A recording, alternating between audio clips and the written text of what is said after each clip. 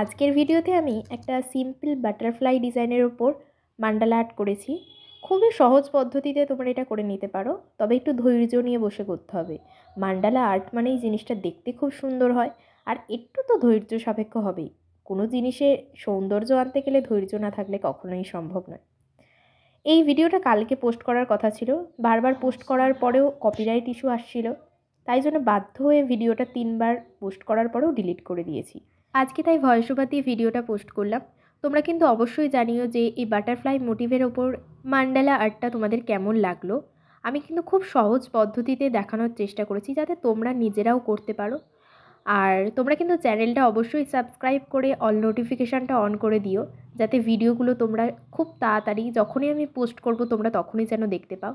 আর এই ডিজাইনটা প্রথমে আমি পেন্সিল দিয়ে ড্র করে নিয়েছিলাম, যাতে কোথাও না একটুও ভুল হয়। আর মান্ডালা আর্ট মানে সত্যি বলতে একটু ধৈর্য ধরে করতেই হবে। আমি প্রত্যেকদিন যেমন নতুন কিছু শিখি, আমি চেষ্টা করি যাতে তোমরাও কিছু শিখতে পারো। প্রত্যেক দিনই চেষ্টা করি ইউনিক কিছু, কিন্তু খুব সিম্পল পদ্ধতিতে করার, যাতে তোমরা খুব সহজেই করতে পারো। আর কেউ যদি আমার ভিডিও দেখে কিছু করে থাকো, তাহলে কিন্তু অবশ্যই আমাকে কমেন্ট করতে পারো বা কমেন্টে ছবিটা পোস্ট করতে পারো, আমার কিন্তু খুবই ভালো লাগবে। আমি এই ড্রয়িংটা একটা ডায়েরির মধ্যে করেছি। ডায়েরিটা আমার খুব পছন্দের। তোমরা কিন্তু এটা খাতাতেও করতে পারো, বা প্র্যাকটিক্যাল খাতার সামনেও যে আমরা ফ্রন্ট ডিজাইন করি ওগুলোতেও কিন্তু খুব ভালো লাগবে। এছাড়া যদি তোমরা দেয়ালেও কেউ করতে চাও, সেটার জন্যও কিন্তু এটা পারফেক্ট একদম।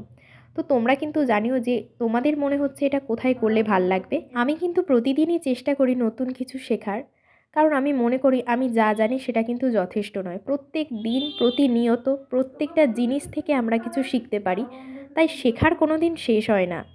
আর তোমাদেরকেও বলবো, যারা এরকম সহজ পদ্ধতিতে ইউনিক কিছু জিনিস শিখতে চাচ্ছ, তারা কিন্তু অবশ্যই চ্যানেলটা সাবস্ক্রাইব করে অল নোটিফিকেশানটা অন করে দিও।